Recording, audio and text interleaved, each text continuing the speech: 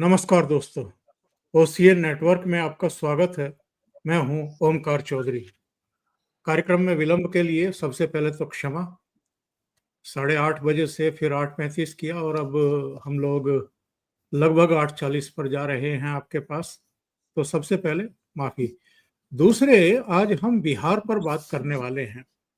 बिहार को लेकर के कई तरह की बातें चल रही हैं, लोग सवाल पूछ रहे हैं और अहम सवाल ये है कि क्या बिहार बदलाव के मूड में है।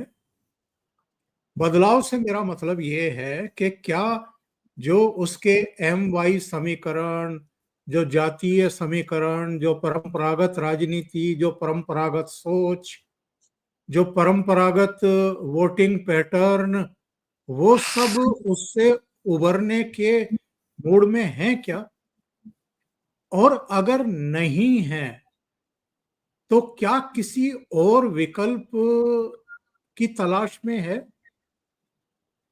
क्योंकि इधर एक हवा बनाई जा रही है, एक बात कही जा रही है कि प्रशांत किशोर जो हैं वो केजरीवाल हो सकते हैं बिहार के लिए। तो दिमाग में फिर ये बातें आती हैं कि केजरीवाल कैसे हो सकते हैं। केजरीवाल जितने धूर्त, केजरीवाल जितने झूठे, केजरीवाल जितने मक्कार, या जो उस समय उनको हासिल था नेशनल इंटरनेशनल मीडिया, इसके अलावा अन्ना जैसा चेहरा, और किरण बेदी, वीके सिंह, बहुत सारे चेहरे आप याद करिए, शांति भूषण, प्रशांत भूषण, ऐसे ऐसे चेहरे उनके साथ लग गए थे एक धोखे में, और एक पूरा जो है एक माहौल बन गया था। दिल्ली ही नहीं, देश के अलग अलग हिस्सों में तिरंगे लेकर के यूथ किसी उम्मीद से सड़कों पर आकर के दौड़ने लगे थे। क्या पटना में या बिहार के दूसरे क्षेत्रों में ऐसा कुछ है, या कोई इतना बड़ा गुस्सा नीतीश के खिलाफ है या लालू के खिलाफ है कि अब बदलाव के लिए लोग सोच रहे हैं। इन्हीं सब मुद्दों पर आज एक्चुअल में बात करेंगे। मेरे साथ दो खास मेहमान जुड़ गए हैं, पटना से अभिषेक तिवारी और लखनऊ से वीरेंद्र नाथ भट्ट जी। तो दोनों को जोड़ करके चर्चा को आगे बढ़ाते हैं। मैंने आमंत्रित किया है धीरेन्द्र पुंडीर जी को भी, वो भी जुड़ेंगे अपना कार्यक्रम लाइव करने के बाद। आप दोनों का बहुत स्वागत है। नमस्कार जी। नमस्कार। आपको प्रणाम, आपके सभी दर्शकों को प्रणाम। नमस्कार। वीरेंद्र सर को बहुत बहुत प्रणाम सर। अभिषेक जी, आप तो वहीं बैठे हैं, आपने देखा होगा आज प्रधानमंत्री नरेंद्र मोदी जब मोतिहारी सभा को संबोधित कर रहे थे, करीब 30-35 मिनट का उनका भाषण, और जिस तरीके से वहां महिलाओं का एक सैलाब उमड़ते हुए हम लोगों ने देखा, ये अपने आप में जो है बहुत कुछ कहता है। ये सर जन सैलाब कहाँ पे है? विनम्र आग्रह करती हूँ कि कृपया रिमोट का बटन दबाकर। तो अभिषेक जी, जो मैंने सवाल पूछा कि क्या बिहार कुछ बदलाव के मूड में है क्या, और ये जो प्रशांत किशोर को लेकर के लंबी चौड़ी बातें कही जा रही हैं, इनमें कितना सच है। वो कहीं अपने आप को केजरीवाल की तरह एक विकल्प के रूप में तो नहीं मान रहे हैं, कोई गलतफहमी के शिकार तो नहीं हो गए हैं। सबसे पहले आपके पहले प्रश्न का उत्तर दे दूं कि क्या बिहार बदलाव के मूड में है। देखिए सर, नरेंद्र मोदी जी जब से राष्ट्रीय राजनीति में आए, बिहार में एक सेक्शन है जो नरेंद्र मोदी जी की तरफ अलग ढंग से बिहेव करता है, नरेंद्र मोदी जी के लिए अलग ढंग से बर्ताव करता है। लेकिन जब मोदी जी के साथ नीतीश कुमार जुड़ते हैं तो ये महिला वोटर पहले से ही नीतीश जी के फेवर में बहुत अधिक रही है, लेकिन वो जैसे ही मोदी जी जब साथ जुड़ते हैं तो महिलाओं के ऊपर इन दोनों का इतना कुछ ये है, प्रभाव है कि एक बड़ा डेडली कॉकटेल बन जाता है। तो जातीय समीकरण, माई समीकरण, ये सब को साइड रख के एक और समीकरण बनता है, एम समीकरण, जो कि महिला समीकरण है सर। अब इसी कारण से आप ये देख रहे थे, मोदी जी ने भी महिलाओं के लिए बहुत कुछ किया और नीतीश कुमार ने तो महिलाओं के लिए बहुत कुछ किया है। अगर मोदी जी लखपति दीदी योजना लेकर के आए तो ये जीविका दीदी लेके आए। अब सवाल ये है कि मोदी जी शौचालय लेके आए, कम पैसे थे तो नीतीश कुमार ने कहा कि एक काम करते हैं, राज्य सरकार की तरफ से और पैसे डाल करके थोड़ा इसको और अच्छे से करा देते हैं। तो नीतीश कुमार ने शराबबंदी भी की थी तो महिलाओं को ही ध्यान में रख के की थी। अब बात यहां पर है कि कितना इम्पैक्ट होगा। तो मैं नहीं मानता कि परंपरागत राजनीति से कास्ट बहुत हिलेगा, लेकिन उसका जो महिला फैक्टर है वो हिलना थोड़ा सा मुश्किल है। मतलब हिलाना राजद के लिए, महागठबंधन के लिए थोड़ा मुश्किल होगा और वो नहीं हिलेगा तो फिर वही रिजल्ट जो है, जो दिख रहा है मोटा मोटी आपको वही आएगा। अब क्या प्रशांत किशोर केजरीवाल साबित हो सकते हैं? अब देखिए, प्रशांत किशोर के जो पहले साथी रहे हैं आनंद मिश्रा, जो आईपीएस रहे हैं, वो तो अब लिटरली अलग हो चुके ना। वो तो कहानी जनसुराज से उनकी अब अलग जा चुकी है, मंच पे भी नजर नहीं आते और वो जल्दी ही प्रयास करूंगा कि एक पॉडकास्ट भी उनके साथ में करूं। मेरी टीम टच में है, लेकिन चूंकि कांवड़ यात्रा बीच में है तो वो 25 तारीख के बाद वो कार्यक्रम हम करेंगे। बहरहाल, केजरीवाल या फिर राजनीतिक रूप से अविश्वास, देखिए आज जो बिहार को सुधारने की बात प्रशांत किशोर जी कर रहे हैं, ये तेजस्वी यादव के ऊपर जो हमलावर रहते हैं, राजनीतिक लॉन्चिंग तो नीतीश कुमार और जब महागठबंधन बना था पहली बार 2015 में, तो तेज प्रताप यादव और तेजस्वी यादव की राजनीतिक लॉन्चिंग तो उन्होंने ही की थी। तो क्या उस वक्त उनको याद नहीं आया कि एक 9वीं पास है, एक के पास ज्यादा है भी तो 12th पास है, कुछ ज्ञान नहीं है, और लालू प्रसाद यादव और राबड़ी देवी बिहार को ढकेल रहे हैं। थे तो आप तब भी बिहारी, तब आप कहेंगे कि काम, पैसे, तो क्या काम और पैसा बिहार से आपके लिए 2015 में अधिक आवश्यक था? ये प्रश्न भी तो उठेगा। और अगर तब आपने तेजस्वी यादव का साथ दिया, राजद का साथ दिया और बिहार को लुटने के लिए, पिटने के लिए, बर्बाद करने के लिए आपने साथ दिया, तो आज इस थोथी नैतिकता का क्या मतलब है? राजनीतिक लॉन्चिंग और आज जिस जगह पे तेजस्वी यादव खड़ा है उसको बनाने वाले तो आप ही हैं। तो अचानक से आपको याद आता है कि बिहार, क्योंकि देखिए 100 बात की एक बात, अपनी राजनीतिक महत्वाकांक्षा है या नहीं, लेकिन मैं हमेशा मानता हूं कि माई समीकरण तो तोड़ नहीं पाएंगे। तो इनका प्रयास है कि कम से कम एनडीए का एक बड़ा वोट कट के अगर उनकी तरफ आ जाता है, तब भी राजद की ये पूर्ण बहुमत की सरकार बनवा सकते हैं। एक ये एलिगेशन तो लगेगा ही, इस एलिगेशन से तो भाग नहीं सकते। और रही बात ये कि भाई क्या ये बिहारियों के साथ थे, तो इन्होंने तो वक्फ बोर्ड का खुल के विरोध नहीं किया। अगर ये राष्ट्र निर्माण में है तब तो इनको पता होना चाहिए था कि वक्फ बोर्ड का वो वक्फ बाय यूजर कितना ड्रैकोनियन एक्ट है, लेकिन मौन सहमति ही नहीं, सहमति भी है, तो इन्होंने तो विरोध नहीं किया। यानी फतुहा के जिस गांव के पूरे गांव को वक्फ बोर्ड की प्रॉपर्टी घोषित कर दी गई, उन बिहारियों के साथ तो प्रशांत किशोर नहीं खड़े हैं। प्रशांत किशोर का मुस्लिम इलाकों में जाते ही यहां भाव बदल जाता है। और अगर आप देखिए, दो ही बातें हैं, मैं कट टू कट बात करता हूं। अगर आप मुसलमानों के साथ खड़े हैं, बिहार के मुसलमानों के साथ, इसका मतलब आप हिंदुओं के अगेंस्ट में हैं, और ये कोई बिहार की भलाई हो ही नहीं सकती।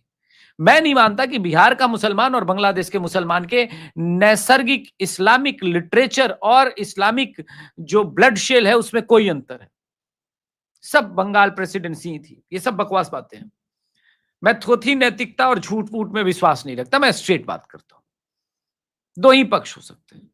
क्या आप नहीं जानते कि पीएफआई ने यहीं से, बिहार से ही अपना 2047 का मिशन लॉन्च किया था, जिसका मिशन है गजवाए हिंद। यानी ये बढ़िया है भाई साहब, पूर्वी पाकिस्तान, पश्चिमी पाकिस्तान के बाद मध्य पाकिस्तान बना लेंगे।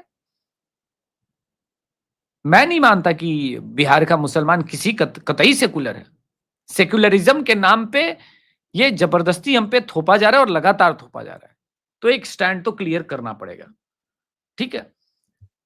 अब इसके बीच आते हैं कि बिहार का जो कहते हैं शिक्षा, रोजगार, आज तक मुझे बताइए सर, आप दशकों से पत्रकारिता कर रहे हैं, देश के मुसलमान ने कब शिक्षा व्यवस्था इस सब के लिए, शिक्षा रोजगार इस नाम पे वोट किया है? वोट तो हमेशा दीन के लिए ही किया है, इस्लाम के ही नाम पे किया है। और बिहार में तो ये साबित होता है कि ऑल इंडिया इत्तेहाद मुसल्लमीन जैसी पार्टी जब 5 विधायक बना के लेके जाती है तो इसका कोई मतलब नहीं है। वो तो राजद और कांग्रेस को भी त्याग गए जैसे ही मौका मिला। फिर ये सब थोथी बातें। बिहारियों को मतलब क्या है रोजगार से?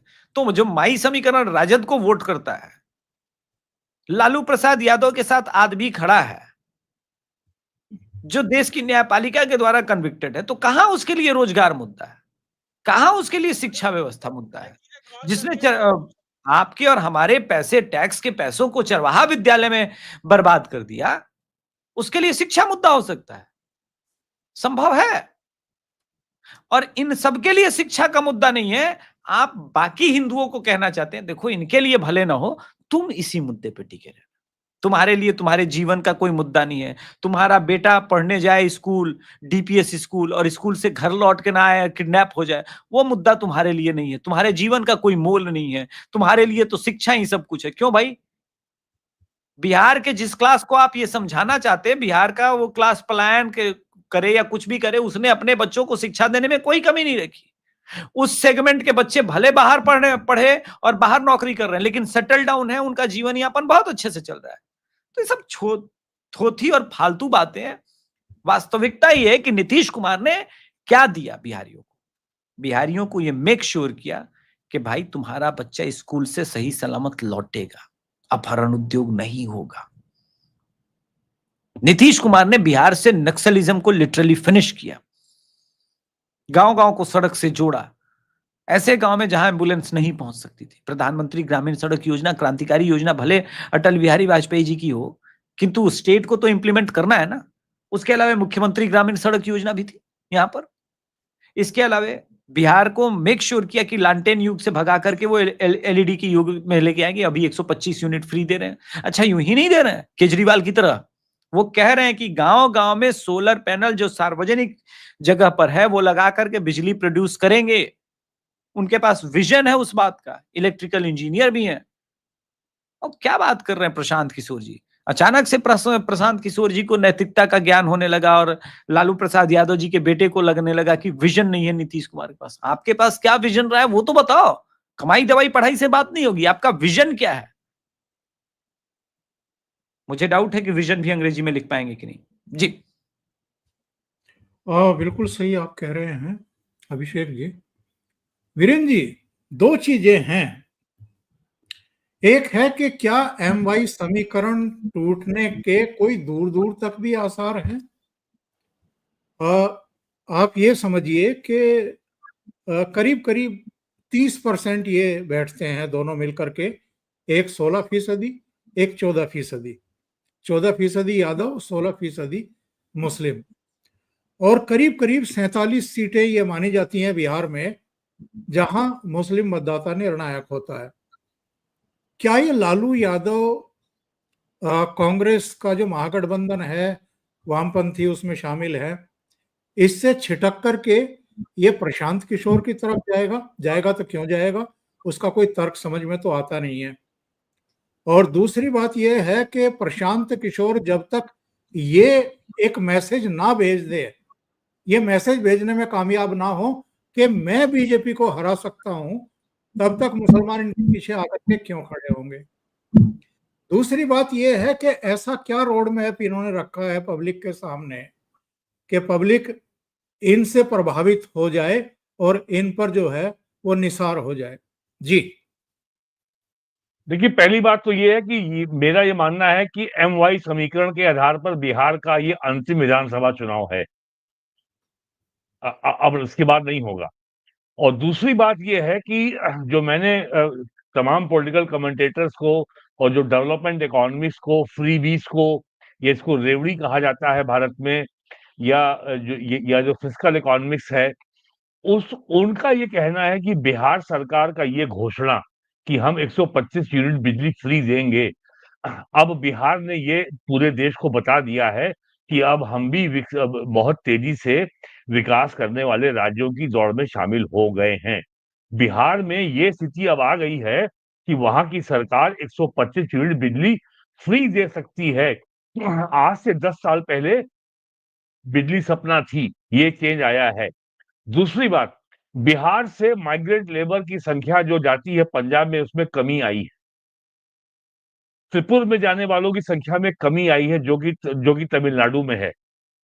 और जो प्राइम मिनिस्टर ने जो एस्पिरेशनल डिस्ट्रिक्ट योजना शुरू की थी और जो ये कहा था कि आज का युवा आकांक्षी है, और जो प्राइम मिनिस्टर ने, बीजेपी ने बार-बार कहा है कि चार ही जातियां हैं, किसान है, गरीब है और महिला है, एक कोई और उन्होंने कहा था।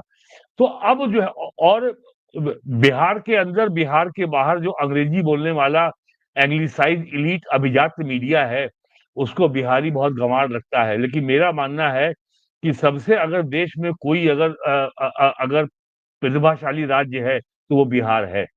बिहार के लोग जो कमाल करते हैं बिहार के आकर के, और जैसा अभी आरिफ मोहम्मद खान ने कहा कि खाली बिहार में बिहारी नहीं मिलता, बिहार के बाहर हर जगह बिहारी मिलते हैं, क्योंकि यहाँ ये जात में बढ़ जाता है।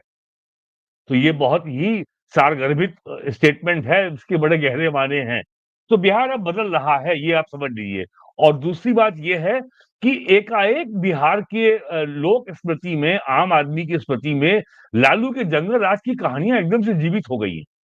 अभी उसको बीजेपी ने मुद्दा नहीं बनाया है, लेकिन लोग लालू के जंगल राज की बातें कर रहे हैं। बिहार के अखबारों में, बिहार के यूट्यूबर्स में, बिहार के सोशल के बारे में जो कुछ सोशल मीडिया में आ रहा है, ये बिहार में ये चीजें बदल रही हैं। और जिस तरीके से 2024 के लोकसभा चुनाव में संविधान खत्म हो जाएगा, आरक्षण खत्म हो जाएगा, वो मुद्दा बना था, वो अब नहीं बनेगा। बिहार में जाति जनगणना हो चुकी है। केंद्र सरकार अप्रैल 2025 में जनगणना के साथ जाति की भी गणना कराने की घोषणा कर चुकी है। ये भी मुद्दा नहीं बनेगा। और बिहार में अब बिहार के सोशो इकोनॉमिक परिवर्तन के साथ साथ लोगों के परसेप्शन में, लोगों की आकांक्षा में, और बिहार का जो पब्लिक डिस्कोर्स है, अब वो इतना संकीर्ण नहीं रह गया है। तुम यादव हो, तुम कुर्मी हो, तुम ठाकुर हो, तुम भूमियार हो, और तुम ब्राह्मण हो, क्या हो, वो अब नहीं है जैसा आज से 10 साल या 15 साल पहले था। और जिस दिन बिहार जो है और अगर बिहार में जिस दिन ये नौबत आ जाएगी कि लोग जो है, और जो सबसे बड़ी घटना जो बिहार में बिजली की तरह फैली है, वो है दरभंगा में एक आरजेडी के यादव कार्यकर्ता की हत्या। एक भी आरजेडी के नेता ने उसके ऊपर संवेदना प्रकट नहीं की, एक भी उससे मिलने नहीं गया, और उसको मारा मुसलमानों ने मुहर्रम के दिन। और ये भी बिहार में बहुत तेजी खबर चल रही है कि सीमांचल में यादवों की संख्या बहुत घट गई है, 14-15% से घट के 4 या 3% पे आ गई है। तो बिहार जो है वो नैरो कास्ट आइडेंटिटी के फ्रेम से बाहर निकल रहा है। और मैंने तो वहां के एक पढ़े लिखे व्यक्ति को ये कहते हुए सुना कि यूपी में कैसे चल रहे हैं योगी जी 8 साल से, वही हमको चाहिए बिहार में। खाली यादव मुख्यमंत्री बनने से क्या होता है। तो तो लालू यादव की पार्टी के लिए जो महाभारत में भगवान कृष्ण ने अक्षय पात्र दिया था द्रौपदी को कि तुमको जो भी भोजन चाहिए होगा इसमें मिलता रहेगा, इसमें कभी भोजन का क्षय नहीं होगा। तो जाति की राजनीति और एमवाई की राजनीति का जो अक्षय पात्र है, अब इसमें भोजन देने की क्षमता का जो है लगातार क्षरण हो रहा है। अब वो क्षमता नहीं बची है। और मेरे पास ऐसा मानने का कोई कारण नहीं है कि हम ये मान लें, अपने एक कॉपी में लिखे 14% यादव और 16% मुसलमान और सब के सब दे देंगे बीजेपी को। मैं ये नहीं मान सकता। और सबसे बड़ी बात जो ये है, special intensive revision of electoral rolls के अभी परिणाम आने बाकी हैं। और चुनाव आयोग ने जिस बिजली की तेजी से काम को किया है, और 28 जुलाई को इसकी डेट लगी है सुप्रीम कोर्ट में, मुझे लगता नहीं अब तक सुप्रीम कोर्ट ने इसमें इंटरवीन नहीं किया है। तो सुप्रीम कोर्ट इसमें आगे भी इंटरवीन करने वाली नहीं है। और 1952 के पहले इलेक्शन से लेके आज तक कभी भी हाई कोर्ट या सुप्रीम कोर्ट ने चुनावी प्रक्रिया में कोई बाधा नहीं पहुंचाई है। और ये भले अभी चुनाव की अधिसूचना जारी नहीं हुई है बिहार में, लेकिन इलेक्टोरल रोल के फाइनल हुए बगैर चुनाव हो भी नहीं सकते। तो ये जो रिवीजन हो रहा है, ये भी चुनावी प्रक्रिया का हिस्सा है। तो बिहार अब बदल रहा है।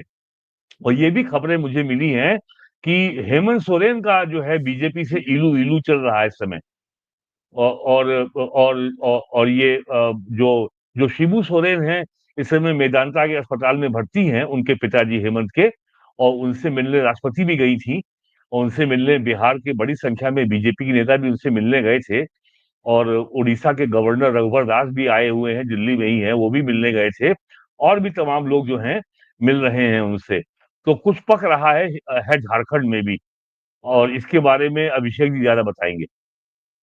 वैसे तो हेमंत सोरेन जब पूर्वी परिषद की बैठक हो रही थी रांची में और गृह मंत्री अमित शाह गए थे उस बैठक की अध्यक्षता करने के लिए, तो वो 60 के अंश पर झुक करके अमित शाह से मिले थे। बहरहाल वो उस विषय पर बाद में बात करेंगे।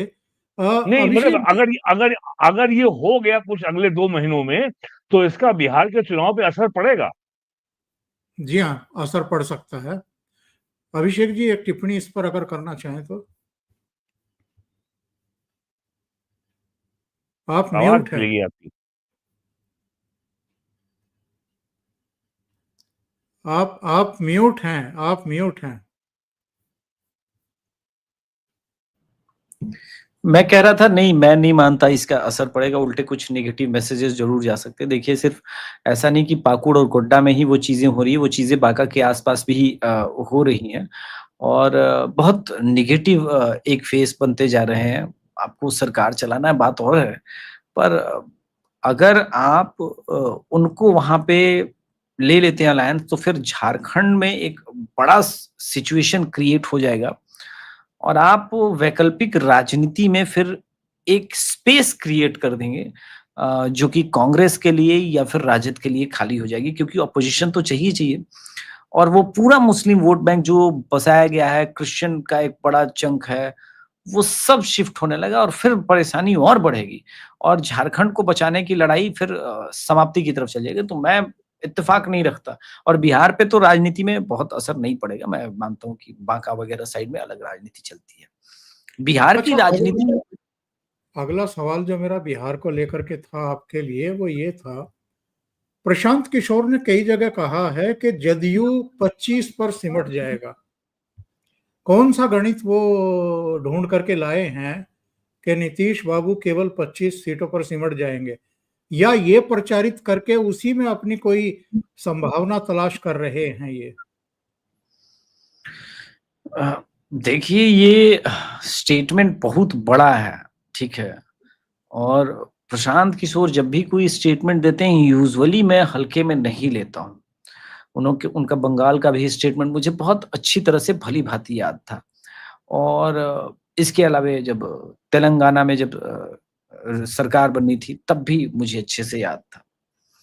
अब बात यहाँ पर यह है कि आंध्रा में जगन मोहन रेड्डी वाली, अब बात यहाँ पर इतनी सी है कि क्या बिहार में ये संभव होगा? आई बिलीव कि थोड़ा टफ है, क्योंकि मैंने अभी तक नीतीश का कोर वोटर जेडीयू की तरफ शिफ्ट होते, जेडीयू से अलग महागठबंधन की तरफ शिफ्ट होते, या फिर प्रशांत किशोर की तरफ शिफ्ट होते, कोर वोटर को नहीं देखा है।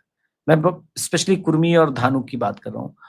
पिछले ही 2020 के चुनाव को अगर आप एनालाइज करेंगे डेटा के हिसाब से, तो कुशवाहा वोट बैंक मात्र 50% ही एनडीए के साथ था। और इस बार भी मैं मानता हूं कि वो 60% हो सकता है, बट बिलो 50% थोड़ा सा मुश्किल है। वो बहुत टफ हो जाएगा, एनडीए को छोड़ के चला जाएगा, क्योंकि कुशवाहा के 4 बड़े लीडर जो है वो अभी एनडीए में है। अब आते हैं कि प्रशांत किशोर के बीच इस दावे के बीच में क्या है। सर, उनको अपना स्पेस तो बनाना है, किसी को तो डाउन करना पड़ेगा। वो देख रहे हैं कि भाई अगर बीजेपी के कैडर वोटर को बोल देंगे कि शिफ्ट हो जाएगा, तो कंप्लीट झूठ पता चल जाएगा। ये तो बीजेपी के संदर्भ में बोला नहीं जा सकता। चिराग पासवान का पासवान वोटर बिल्कुल खूंटे की तरह अड़ा हुआ है, वो कहीं शिफ्ट हो नहीं रहा है। मुसलमान वोटर जो राजद का है या कांग्रेस के साथ जो खड़ा है या ओवैसी के साथ खड़ा है, वो वेट एंड वॉच करेगा कि किसी एक विधानसभा, 2 विधानसभा, 10 विधानसभा में किस परिस्थिति में जनसुराज है। क्या वो भाजपा को हराने की परिस्थिति में है क्या? अगर वो हराने की परिस्थिति में रहेगा तो शिफ्ट हो जाएगा, नहीं तो नहीं, वो महागठबंधन के साथ रहेगा। वो बहुत क्लेवर वोटर है। मैं क्रिटिसाइज्म कीजिए जो करना है, लेकिन मुसलमान वोटर की जो राजनीतिक समझ है, जो टेक्टिकल वोटिंग है, जो उनका पैटर्न रहा है पिछले 30, 40, 50 सालों में, उस समझ पर मैं प्रश्न नहीं उठा सकता। इस मामले में मुसलमान बहुत समझदार हैं। आप फ्री बीज दे दीजिए, घर दे दीजिए, शौचालय दे दीजिए, घंटा फर्क नहीं पड़ता उनको, वो नहीं देंगे। ऐसे लाखों हजारों वीडियो आपको सोशल मीडिया पे मिल जाएंगे, वो बोलेंगे कि हाँ मोदी ने सब कुछ दिया है। सब कुछ दिया ऐसे कोई मतलब नहीं है, इस्लाम के अगेंस्ट तो है ना वो, तो फिर वो उनको वोट नहीं करता वो, ये तो फैक्ट है। इसी प्रकार से प्रशांत किशोर के लिए आसान नहीं रहा। देखिए, 2 डर है। एक राजद का फुल फ्लेज में सरकार बनाने वाला जो एक डर है, ये डर अपने आप में एक सेगमेंट को वोट करने से रोकता है। और जितना सोशल मीडिया पे मैं देख रहा हूं, या जिस प्रकार से बिहार के कई यूट्यूबर्स दिखा रहे हैं, जब भी मैं ग्राउंड पर जा रहा हूं, वो बात तो नहीं कर रहे कि वो प्रशांत किशोर को वोट देंगे। वो कह रहे हैं हाँ ठीक है, बात कर रहा है, सब कुछ ठीक है, सुनने के लिए भी लोग जा रहे होंगे, लेकिन वो वोट करने की बात नहीं कर रहे हैं। ये मार्क करने वाली बात है सर। और अगर फाइनली काउंट तो वही होगा जो वोट ईवीएम में दबेगा। सोशल मीडिया पे कहां कौन कैसे क्या प्रचारित कर रहा है, ये तो मैटर नहीं करेगा। मैटर तो ईवीएम ही करेगा। ईवीएम में जो वोट पड़ेंगे वही करेगा। और वो मुझे प्रशांत किशोर की तरफ बाई एंड लार्ज शिफ्ट होते हुए नहीं दिख रहा है। और 5-7% हो जाए टोटल वोट शेयर, वो अलग बात है, लेकिन वो नहीं दिख रहा है। अच्छा, ऐसे में बहुत सारे लोग हैं जो एकदम एंटी बीजेपी और एंटी नीतीश कई दिनों से हैं। कई दिनों से मतलब पिछले 7-8 वर्षों में हुए हैं। वो लोकसभा 2024 में भी एंटी ही रहे हैं। अगर वो शिफ्ट भी होता है तो बीजेपी का एग्जैक्ट नुकसान क्या है? हमको तो ये देखना पड़ेगा कि क्या 2020 में जो वोटर, या जो 2024 के लोकसभा चुनाव में जो वोटर एनडीए को गया, वो शिफ्ट हो रहा है कि नहीं? उसका आंसर तो सर नाम है सर। मैं नहीं मानता कि प्रशांत किशोर की विश्वसनीयता जो है वो उस प्रकार से है। इन दोनों मुद्दों पर वीरेंद्र जी की भी टिप्पणी लूंगा। दूसरा मुद्दा ये है कि ये जगह जगह नीतीश जी के स्वास्थ्य को लेकर के भी टिप्पणी कर रहे हैं, और ये कह रहे हैं कि मतदान होने तक तो नीतीश बाबू को बीजेपी आगे रखेगी, मतदान होने के बाद, मतलब नतीजा आने के बाद, नीतीश मुख्यमंत्री नहीं बनेंगे। ये कितना बड़ा फैक्टर है? अच्छा, तो आज तो रैली में दोनों की बॉडी लैंग्वेज आप दिखा सकते हैं, दोनों के वीडियो भी वायरल हो रहा है। नीतीश के स्वास्थ्य में सुधार हो रहा है, ये 6 महीने पहले मैंने आपके चैनल पे कहा था। राजद के साथ सरकार आने के बाद उनके बॉडी में क्या हुआ, क्या नहीं गया, क्या परिवर्तन हुआ, मुझे नहीं पता। लेकिन एनडीए में आने के बाद, और जब से उनके बेटे राजनीति में सक्रिय हुए हैं, कुछ और परिवर्तन होने शुरू हुए हैं। वो रिकवरी दिखती है। हाँ, थोड़ा बहुत देखिए क्या है कि कभी-कभी ब्रेन साथ देता है, लेकिन बॉडी साथ नहीं देती है। कुछ चीजें हो जाती है, कुछ चीजें करा दी जाती हैं। मुझे नहीं पता वो क्या-क्या कराई गई या क्या-क्या हुआ। वो संदिग्ध है, उसके बारे में सही कंसर्न मैं नहीं बता सकता। लेकिन आज नीतीश कुमार जिससे भी मिल रहे हैं, लोगों को रिकॉग्नाइज कर रहे हैं। क्या यही बात डंके की चोट पर कोई लालू प्रसाद यादव जी के लिए कह सकता है? एक वीडियो मैं भी दिखा देता हूं बदले में। यहां तो मोदी जी और इनकी केमिस्ट्री खूब दिखी है। आज लालू प्रसाद यादव जी से जब ममता बनर्जी मिली, तेजस्वी यादव के जब पुत्र हुए, तो उनको बताना पड़ा, आमी दीदी ममता बनर्जी, वो पहचान नहीं पाए। तो लालू प्रसाद यादव जी कम से कम इस चुनाव में सभा करते हुए या उस तरह से टोन में बोलते हुए तो नजर नहीं आए। इस पर तो बात नहीं होती। जी वीरेंद्र जी, दोनों ही जी, मुद्दों पर आपकी राय। कौन से मुद्दे फिर से बताइए? एक तो नीतीश बाबू का स्वास्थ्य, और दूसरे MY समीकरण को क्या देखिए, MY समीकरण जो है ये ओवर यूज समीकरण है। और जहां तक नीतीश कुमार के बारे में कहा जा रहा है, मेरा ख्याल है कि इस बार जो है कुछ परिवर्तन बिहार में होगा। नीतीश कुमार अब जो है बहुत इनकोहेरेंट हो गए हैं और नीतीश कुमार जो है अब उम्र उनका साथ नहीं दे रही है। और मुझे और ये इंडिकेशन आज से नहीं है, 2 साल से हैं। वो अभी गए थे कहीं किसी के उन्होंने किसी मंत्री को माला पहना दी। और भी तमाम चीज़ें हुई हैं उनकी, आप जानते हैं और एक कोई उससे फ़िल्म एक्ट्रेस मिलने गई थी, उसके पाँव छू लिए थे। तमाम चीज़ें उनकी हो रही हैं। तो नीतीश कुमार का जो और लालू यादव का अब पराभव हो चुका है। दोनों लोग जो है अब शरीर से इस स्थिति में नहीं है कि वो एक्टिव पॉलिटिक्स में रह सकें। तो नीतीश कुमार का अब की बार मैं ये नहीं कह सकता कि अगर एनडीए सत्ता में आता है, तो नीतीश कुमार ही मुख्यमंत्री बनेंगे। ये आई फाइंड इट टू इसमें जो है ये प्रश्न, it's an open question, it's not a shut case. और दूसरी बात, एमआई समीकरण के बारे में जो हमने आपसे बात की है अभी, identity politics had run its course in Bihar as in UP. जाति आधारित जो अस्मिता की राजनीति है, जाति के सम्मान की राजनीति है, अब बिहार में ये चलते हुए 35 साल हो गया। Now people want to move beyond that. 2022 के विधानसभा चुनाव में यूपी में एक पॉलिटिकल साइंटिस्ट ने कहा था कि भारतीय जनता पार्टी के पक्ष में 3 बातें काम आएंगी: राशन, शासन और भाषण। तो राशन मिल रहा है, भाषण मोदी जी दे रहे हैं, और शासन के नैरेटिव को पंक्चर करने के लिए पटना में और तमाम जगह आजकल खूब हत्याएं बिहार में हो रही हैं। अब ये जो है और लोग इसमें स्वाभाविक है कि इसमें पॉलिटिकल कॉन्स्पिरेसी, पॉलिटिकल मोटिव लोग देख रहे हैं कि एकाएक ये कैसे बढ़ गया। और लॉ एंड ऑर्डर एक बहुत ही फ्लैगशिप प्रोग्राम है नीतीश कुमार का, जैसे यूपी में योगी जी का है। और लॉ एंड ऑर्डर के मामले में और नीतीश कुमार के जमाने में इस टर्म में तो नहीं हुआ, लेकिन पहले के टर्म में कन्विक्शन बहुत हुए थे बिहार में। बहुत कन्विक्शन बिहार ऐसे स्टेट है, अब बंद हो बहुत गए ना, बहुत कन्विक्शन गया, बहुत कन्विक्शन रेट हुए थे। तो बिहार की राजनीति में जो भी परिवर्तन पॉजिटिव हुए हैं, लोग संतुष्ट होंगे, नहीं होंगे, नाराज होंगे, सब होंगे। लेकिन लालू के राज में ये सब होना संभव नहीं था। और अगर लालू यादव वगैरह आते हैं, तो नीतीश कुमार के कार्यकाल के जो भी गेन्स हैं, ये सब पानी में चले जाएंगे। और अब बिहार पीछे लौटने को तैयार नहीं है। और जिस तरीके से, जिस प्रभावी तरीके से नरेंद्र मोदी जनता से संवाद करते हैं और जो कहते हैं उसको डिलीवर करके दिखाते हैं। बिहार में इस बात की भी चर्चा हो रही है कि 24 अप्रैल को मोदी ने कहा था अंग्रेजी में बिहार में मोतिहारी में कि we will track, we will identify, we will punish the terrorist of Pahalgam. और 2 हफ्ते में करके दिखा दिया। पाकिस्तान को ऐसी मार मारी है कि दुनिया हिल गई है। और खाली पाकिस्तान तो केवल एक फ्रंट है, मार तो मारी है चाइना को, टर्की को, अमेरिका को।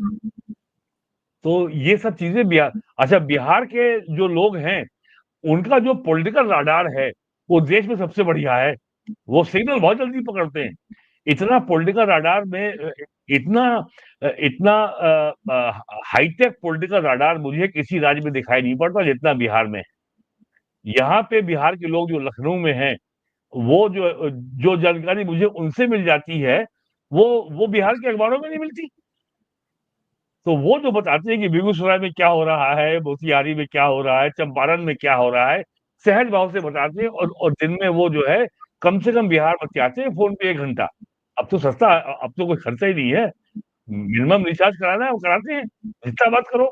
तो जहाँ टाइम मिलता है वो हमको बताते हैं।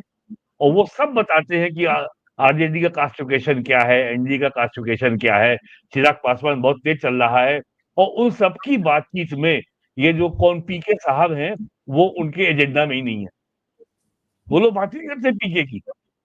आई थिंक बिहार को रीड करने में प्रशांत किशोर गलती कर चुके हैं। एक मैं ऐड कर देता हूँ, उन्होंने बहुत सारे इलेक्शन किए होंगे, कराए होंगे, उन्हें लग रहा है कि पीआर से सब कुछ हो सकता है। आई बिलीव प्रशांत किशोर ने अपने लाइफ की बहुत बड़ी गलती की है। उनको लग रहा है कि बिहारी को आप बिहार के मतदाता को आप पीआर से ठग नहीं सकते, ये आप समझ लीजिए। मुझे याद है जब लालू 90 में मुख्यमंत्री बने थे, जब उनका अगला चुनाव असेंबली का था, वो कैंपेन में जाते थे हेलीकॉप्टर से, तो हेलीकॉप्टर देखने को भीड़ इकट्ठा हो जाती थी। और वहां जो भीड़ का जो उत्साह होता था, जो लोग पागल होते थे, लालू बिना कोई भाषण दिए वहां से चल देते थे, चलो ले लिया, यानी सीट जीत गए हम, अब यहाँ ज्यादा ज्यादा रुकने की जरूरत नहीं है। तो वो दौर अब हमेशा के लिए जा चुका है कि भीड़ हेलीकॉप्टर देख के पागल हो गई और यादव लोग पागल हो गए और आपने कहा चलो ले लिया और सीट आप जीत गए। दैट टाइम इज गॉन, वो समय जा चुका है बिहार से। अब वो नहीं आने वाला, और वही यूपी में हो गया है।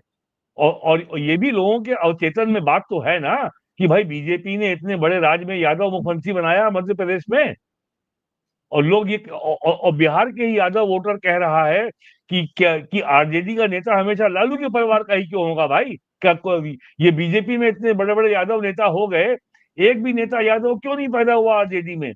तो बहुत सारी चीजें हैं, और जो पारंपरिक टूल्स हैं बिहार की राजनीति को डिकोड करने के लिए, मेरा ख्याल है वो उसमें बहुत सारे जो टूल्स हैं, बहुत सारे जो फॉर्मूले हैं, अब वो अप्रासंगिक हो चुके हैं। अब की बार बिहार कोई सरप्राइज थ्रो करेगा, बिहार में चमत्कार होने जा रहा है, ये आप समझ लीजिए। और जितना फायदा लेफ्ट को और कांग्रेस को पिछली बार मिल गया था, 20-22 एमएलए बन गए, हो गए थे लेफ्ट के, कितने हो गए सर? ये 10 हो गए थे, 25 में 16 जीते थे। 25, हाँ लेफ्ट का हाँ। एक बात, अब ये नहीं होने वाला। जी जी जी, बोलिए बोलिए। नहीं मुझे ये पता नहीं कि लेफ्ट का क्या होगा क्या नहीं होगा, ये कहना तो अभी टू अर्ली होगा। पर लेफ्ट और आरजेडी का जो मिश्रण है वो मजबूत है, कांग्रेस ड्रॉबैक है।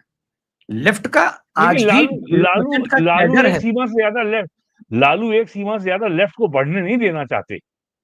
हाँ, ये प्रॉब्लम हो सकती है, ये प्रॉब्लम हो सकती है, लेकिन वो आप रोक नहीं सकते, वो उससे नीचे जाएगा नहीं। देखिए लोग जानते नहीं है, बहुत सारे लोग आज भी बिहार में कैमूर में, जहानाबाद में, गया में, आप अगर चले जाइए वो पूरा मुंगेर का हिस्सा, तो आपको पता चलेगा कि आज भी झोला ढोने वाले वो जो लेफ्ट के लोग हैं, वो खूंटा गड़ा हुआ है सर। जैसे बीजेपी का अपना कैडर वोट होता है, ये नहीं भूलना चाहिए कि लेनिनग्राद है बेगूसराय, बिहार का लेनिनग्राद कहा जाता है। कन्हैया कुमार 2019 का लोकसभा चुनाव लड़ा था लेफ्ट से, 2.5 लाख वोट लेके आया था, और कन्हैया कुमार का वो वोट नहीं था, वो पूरी तरह से वोट लेफ्ट का था सर। इस बात को समझना होगा। तो लेफ्ट जो है वो राजद के साथ तो एड ऑन करता है, लेकिन कांग्रेस एड ऑन नहीं करती, वो माइनस करती है। कांग्रेस की दिक्कत ये है कि कांग्रेस के पास अपना कुछ भी वजूद नहीं है बिहार में। रोहतास में चले जाइए, इनफैक्ट पूरे शाहाबाद प्रमंडल में चले जाइए, मगध में आ जाइए रीजन में, उसी प्रकार से अगर आप तिरहुत प्रमंडल में चले जाएंगे तो वहां भी कांग्रेस नहीं है। कांग्रेस साफ है, वो राजद के ऊपर बर्डन है। और ये अच्छा होगा कि राजद जितना अधिक सीट लेफ्ट में, कांग्रेस में, मुकेश सहनी में डिवाइड करेगी, और राजद जितने कम सीट पर लड़ेगी, राजद का डाउनफॉल उतना ज्यादा होगा, इसमें कोई संदेह नहीं है। और बाकी सीटों पे तो कहना ही नहीं है। तो मुझे जो एक लॉन्ग टर्म दिख रहा है कि बिहार का इस बार का रिजल्ट जो है, पिछली बार क्लोज आया था, लोगों की सांसें अटकी थी, मैं उस क्लोज रिजल्ट को नहीं देख रहा हूं। एक अभी भी देखिए, और दूसरी बात, कोई कितना भी नरेंद्र मोदी जी पर एलिगेशन लगा ले, जो नरेंद्र मोदी जी के प्रति एक बिहारियों के मन में फेथ है, विश्वास है ना, वो सर नेक्स्ट लेवल का है। तीसरा पॉइंट जो आपने कहा ना कि मोहन यादव 2 सभाएं किए थे बिहार में। देखिए मैं एक फैक्ट बताना चाहता हूं, मोहन यादव आए तो कहा यहाँ के यादवों ने, वो सब तो मध्य प्रदेश के यादव है, ऐसे कोनो फर्क ना पड़ाई। दूसरा आपने देखा होगा बहुत सारे यादवों को लाया, हम लोग तो आरजेडी वाले हैं। यहां तक कि मैंने मसौढ़ी में रामकृपाल यादव जो कि हैवी वेट यादव हैं, राजद के कोर में गए थे, तो कहा आ गए नहीं रे दोगलवा, मतलब आ गए रे दोगले आदमी, तुमको राजद ने इतना कुछ किया। तो जो मगध का यादव वोटर है वो नहीं टूटेगा, मगध और छपरा का यादव नहीं टूटेगा, कैमूर रोहतास का भी यादव नहीं टूटेगा। लेकिन गंगा के उस तरफ जाइए, मोतिहारी, मुजफ्फरपुर, सीतामढ़ी, किशनगंज चले आइए। इनफैक्ट अगर आप देखेंगे 2024 का लोकसभा, अररिया लोकसभा के 100% यादवों ने किसको वोट किया? बीजेपी को वोट किया। उसी प्रकार से आप उजियारपुर चले जाइए, नित्यानंद राय, वो लालू यादव के कोई यादव नहीं मानता, वो कहता है हमारा यादव तो ये नित्यानंद राय है, हमारे लिए काम करता है। तो बिहार में ये जो है ना कॉम्प्लेक्स सिचुएशन है यादवों की। एक तरफ का यादव एकदम इन ब्लॉक यूनाइट है, तो दूसरी तरफ भी एक एक सेक्शन बन रहा है जहां पे एकदम है ही नहीं राजद के पास। तो रिजल्ट बड़ा इस बार सरप्राइज हो सकता है राजद ऑल टाइम लो पे पहुंचे सर। जो 2014 का रिजल्ट कांग्रेस के संदर्भ में हमने देखा वो ये संभव है सर। और एक बड़ा चूक जो नोएडा के दफ्तर के पत्रकार नहीं समझ पा रहे हैं, लालू प्रसाद यादव से बिहार का कोई भी यादव अपने जब प्राइम पे थे लालू प्रसाद यादव मिल सकता था। यहां पहले संजय यादव जी का दरवाजा खटखटाना है, वो खोलेंगे तब जाके तेजस्वी तक आप पहुंचेंगे, जो कि हरियाणा वाले हैं।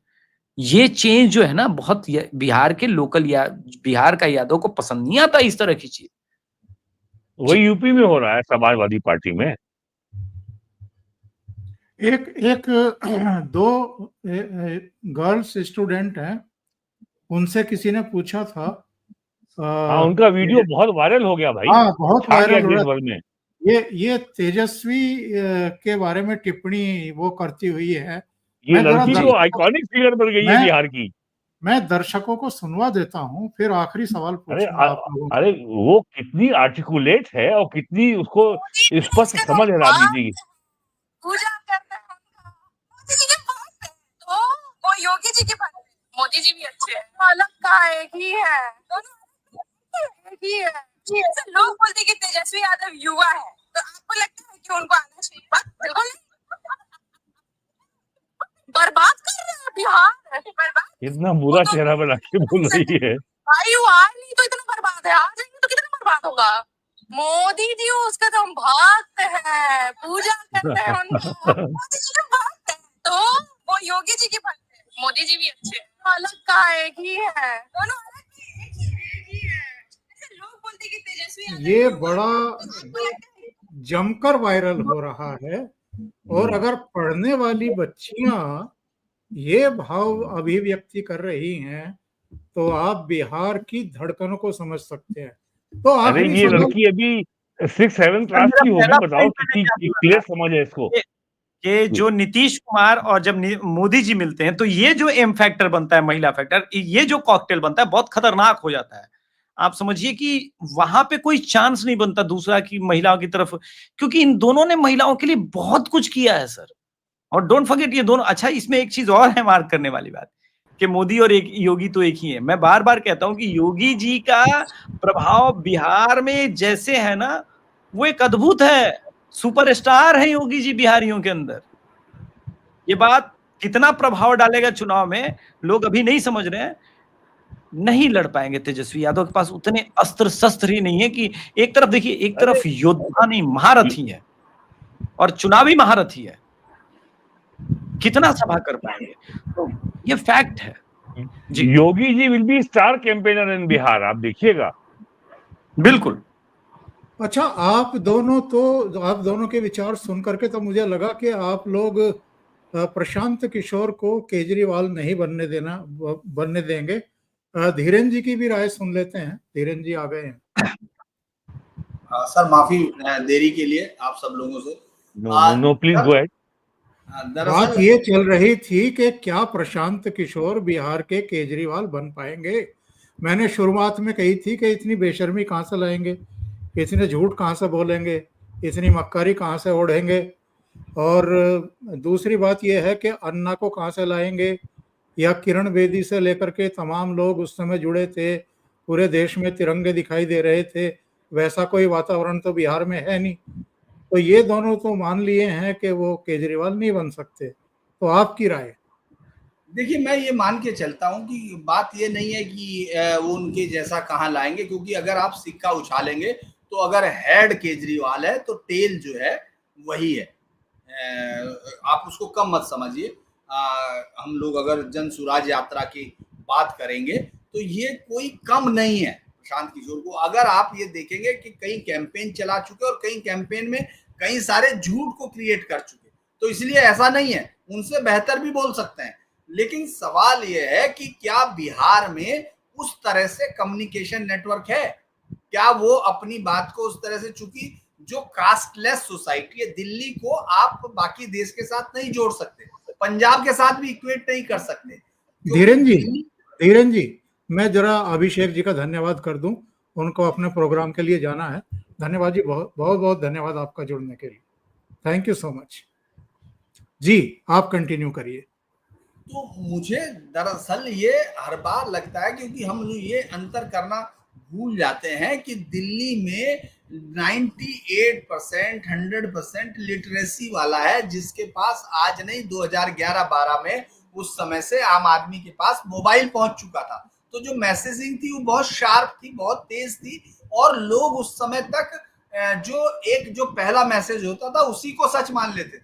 आज की डेट में मजबूरी यही है प्रशांत किशोर की कि वो जिस जगह पहुंचा हुआ है वहां 1971 के वॉर में जीती हुई इंदिरा गांधी जब 72 में चुनाव लड़ने आई थी तो 33% ही वोट ले पाई थी। तो वो इतना जातियों में बटा हुआ है, इतना खेमों में बटा हुआ है, वो शायद ही, और दरअसल उसका अगर वो बढ़ता है तो बीजेपी को नुकसान ज्यादा होता है। लोग भले ही कुछ भी कहें, मतलब ये मेरी समझ कहती है, क्योंकि वो उनका वोटर है जो इधर से उधर जा सकता है एमबीई का, क्योंकि जो उसका वोटर है, तेजस्वी का वोटर है, तेजस्वी के पास 30% डेडिकेटेड वोटर है।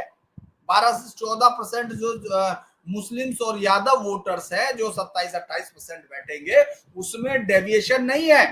वो यूपी की तरह वोटिंग होगी इस बार, आप देखिएगा सेम अंदाज में जिस तरह से यूपी में वोट किया जाता है अब अखिलेश के लिए, सेम उसी अंदाज में तेजस्वी के लिए होगा। इसीलिए आप ये सोचिए कि खुद घुटनों के बल गिर के ओवैसी आया, जिस आदमी को संसद में और जो तमाम जगह पर इनको सबसे बड़ी गालियां देता था, वो आदमी जब विदेशी दौरे से आया उसने पहला बयान यही दिया कि मेरे पर ये आरोप न लगाएं, और इन दोनों ने वही आरोप लगाया।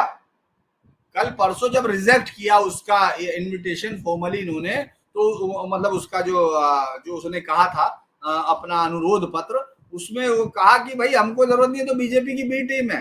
तो इतना हौसला कैसे आता है? ये हौसला तभी आता है जब आपको मालूम है कि ओवैसी अब वो 5 सीट भी नहीं ले पाएगा जो उसने दी थी। और ये बात मेरा भी मानना है कि ओवैसी की पार्टी और जो जन सुराज पार्टी है, जन सुराज पार्टी तो खैर गुजरात के उससे ज्यादा बड़ा रिकॉर्ड बनाएगी, जैसे गुजरात में आम आदमी पार्टी ने बनाया उससे बड़ा रिकॉर्ड वहां बनेगा, जो जमानतें जब्त होंगी, क्योंकि वहां कोई कास्ट इक्वेशन में कहीं नहीं बैठ रहा। और बिहार में इस तरह की चीजें बहुत आती रही है, बहुत जाती रही है। जिन लोगों को ये लगता होगा कि बिहार में छात्र आंदोलन और जेपी मूवमेंट, वो सब जातीय आधार पर खड़े हुए आंदोलन थे। अगर आप उस समय का जो वोटिंग पैटर्न है उसको भी स्टडी करेंगे तो वो यही कहता है। इसीलिए मुझे जन सुराज पार्टी के उसमें कोई दम नहीं दिखता। अभी बहुत सारी, चूंकि आप देखिए अभी भी अगर हम लोग जाके साइट पे देख लें, इसी पे देख लें, यहाँ भी खोल सकते हैं आप, अगर आप देखेंगे सारे बिहार में आपको पता चल जाएगा कौन सी जाति किसके साथ है। आप अभी निकाल लीजिए, उनके ट्वीट से आपको पता चल जाएगा। कोई कह रहा होगा कि तेजस्वी जो है मतलब हार्वर्ड में पढ़ाया जाएगा, तो आप समझ जाएंगे कौन कह रहा है। कोई कहेगा तेजस्वी स्टैनफोर्ड जाएंगे, ये भी आप समझ जाएंगे कौन कह रहा है। कोई कहेगा कि नहीं नीतीश कुमार का शासन जो है योगी जी से बढ़िया है, तो भी आप समझ जाएंगे कौन। तो वो इतना इसी उसमें है, यूपी से ज्यादा वो है। और यूपी का जो आपने कहा योगी जी वाली बात जब मैं सुन रहा था, तो योगी जी इसलिए वहां पसंद हो सकते हैं क्योंकि जो हम लोगों ने देखिए लॉ एंड ऑर्डर पर सरकारें बदलती रही हैं, गिरती रही हैं, और वो राज्यों में सबसे खतरनाक होता है। अगर यूपी में देखें तो यूपी में बहुत बुरी हालत थी, बिहार से बहुत खराब हालत थी। 90 से जो 2005 का बिहार है, लगभग उसी के पैरेलल हम लोगों ने 2000 से यूपी को देखा 17 तक हमारे। लेकिन योगी जी ने क्या किया कि उन्होंने माफियाओं को मिटाया। सबसे पहले उनका इकोनॉमिक बेस तोड़ा। ये लास्ट तक जाने वाली बात होती थी, तो आदमी के अंदर ये आ गया कि जब अतीक के मकान में, अतीक की बिल्डिंग में वो बर्तन मांजने वाली महिला बेचारी जो रो रही थी कि उसको सपने में उम्मीद नहीं थी घर मिलेगा, वो तो मुस्लिम ही महिला थी, तो जब वो उस तरह से रहते हैं तो वो हौसला तोड़ते हैं किसी भी माफिया का यहाँ। लेकिन अगर आप बिहार में देखेंगे, आनंद मोहन सिंह की रिहाई करानी पड़ी। आनंद मोहन सिंह को, आनंद मोहन सिंह है, लवली आनंद है, नीलीकंठ है, छोटे सरकार ऐसा नाम है कि आप किसी सेक्रेटरी के पास जाइए, आपके पुराने दोस्त जो वहां होंगे उनसे फोन करके पूछिए छोटे सरकार कौन है। और उसके बाद पटना एयरपोर्ट से उतर के बाहर जब आप जाएंगे उसमें महावीर मंदिर के आसपास, वहां रिक्शा में बैठी है स्टेशन के पास और पूछिए छोटा सरकार कौन है, दोनों जानते हैं। तो वो क्या कर पाए, उसने सुशासन में शुरू में कंट्रोल जरूर किया, जैसे सुनील को किया, वो पीरो वाला विधायक था या होता, लेकिन उसके बाद वो इन पर माफियाओं पर कोई अंकुश नहीं लगा पाए। वो सब है और उनके परिवार के लोग हैं, तो इसीलिए योगी वहां बहुत बड़ा अट्रैक्शन पॉइंट है जो कास्ट बैरियर को तोड़ रहा है। उसके लिए वो वोटर चाहता है कि यहाँ माफियाओं को समूल नष्ट किया जाए। जो छोटे छोटे अपराधी थे वो वापस बड़े हो गए, क्योंकि आपने आज देखा ही है, वो कल देखा किस तरह का वो फुटेज है। वो फुटेज तो कई बार मुझे लगता है कि हॉलीवुड का डायरेक्टर शायद ऐसा वो ना कर पाए, एक्टिंग करवा पाए जिस तरह के, क्योंकि ओरिजिनल तो ओरिजिनल है ना। वो देखिए आप किस तरह से निकाल के, मैं सोचता हूँ किसी रिटेक की गुंजाइश ही नहीं थी, इतना शानदार वो तो। और पटना पारस जिसमें सारे सरकारी अधिकारी और सब जाते हैं, बड़े आराम से एक के बाद एक कर रहे हैं। अब आप उनको मारें, गिराएं, ये सब करें, लेकिन आप ये सोचिए कि वो अपने उस पर लिख रहे हैं और ये तमाम जगह आपको दिखेगा। तो लॉ एंड ऑर्डर में तो फेलियर आज, इसीलिए जब मैं सुबह बना रहा था अपना वीडियो, तो मैं कह रहा था कि आज मुझे ये देखना दिलचस्प लगेगा कि मोदी जी जंगल राज पे आज कितना बोलते हैं। तो मोदी जी ने खैर एक लाइन बोली, क्योंकि उनको मालूम है सीधा वहां जाएगा। ये उस जंगल राज से बिल्कुल नहीं मिलता। मैं ये नहीं कह रहा ये उसके इक्वेट है, मैं फिर ये साफ कर दूं, दर्शकों को ये समझने की जरूरत है कि 1990 का दौर वो था कि आईएएस की बीवी को मतलब अपने आप को नसबंदी करानी पड़ी थी, वेसोडेक्टोमी, क्योंकि उसके साथ इतने रेप हो रहे थे। आईएएस चंपा विश्वास भागना पड़ा, मर गया उसका पति। Shilpi Gautam, BN Singh doctor, England से पढ़ के, बाहर से पढ़ के आया हुआ, उसका बेटा, सबसे बड़े व्यापारी की बेटी, रेप के सिमन उसके वर्दे, कुछ नहीं हुआ, कुछ नहीं कर पाया कोई।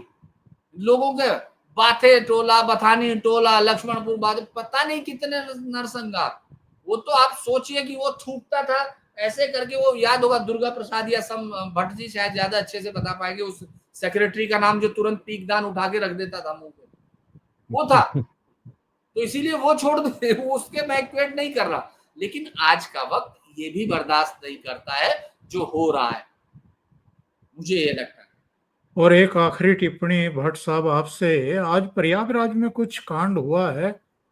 जब कांवड़िए जा रहे थे तो उन पर अटैक हुआ है, और आज ही योगी आदित्यनाथ ने एक भाषण दिया है जिसमें उन्होंने कहा है कि लातों के भूत बातों से मानते नहीं हैं। तो मुझे लगता है कि प्रयागराज में फिर योगी जी का लठ दिखाई देगा, कुछ ना कुछ कड़ी कार्रवाई हो। उन्होंने ये भी कहा है कि कैसे मुसलमान जो है इम्पोस्टर जो है कांवड़ियों की भीड़ में घुस करके गड़बड़ी फैलाने का प्रयास करते हैं, और एक आदमी भगवा वस्त्र पहने था और अल्लाह अल्लाह के नारे लगा रहा था, ये भी तो बोला है उन्होंने। बोला एक जगह आगजनी हुई, आगजनी के बाद जब उन्होंने कहा कि नहीं ये कोई विशेष समुदाय का काम नहीं हो सकता, कहने लगा कि जब उसको देखा गया तो पता चला कि वो भगवा पहने हुए था और उसके मुंह से निकल रहा था या अल्लाह। उन्होंने कहा कि इस तरह से। तो मैंने अभी प्रयागराज की घटना का डिटेल मैंने अभी पता नहीं किया है, लेकिन योगी जी ने बहुत बड़े खतरे की ओर संकेत दिया है कि क्या क्या साजिश हो सकती है। जी बोलिए। क्योंकि मैं दर्शकों को माफ करना, आपकी बात काट रहा हूँ, माफी मांगते हुए, वरना वो जी बिल्कुल, प्लीज। लेकिन मैं वो डिटेल इसलिए बता रहा हूँ क्योंकि वो एक उसके सामने से निकल रहे थे और वहां वो शुक्रवार की नमाज का वक्त था, वो नमाज खत्म हो गई थी, वो बाहर आ रहे थे। उन्होंने कहा ये डीजे की आवाज कम करो। उन्होंने कहा कि भाई डीजे तो जितनी आवाज है उतने पे ही बज रहा है। तो उस पे उन पर जो है जो एफआईआर लिखवाई गई है उसके मुताबिक 50, अब उसने 14-15 नामजद हैं और बाकी 50 जो है अज्ञात में, जिन्होंने लाठी, डंडे और तलवार से हमला किया, जिसमें कुछ लोग घायल हुए। एक महिला के कपड़े फाड़ दिए और उसके बाद 2 थानों की पुलिस पहुंची और उनको वहां से लेके निकाला गया। और ये वो है मुस्लिम पक्ष का ये कहना है, चूंकि उसी गांव के वो लोग हैं जो दूसरे थे, कि साहब हमारे नाम जानबूझ के किए गए और ये सब लिखवाए गए।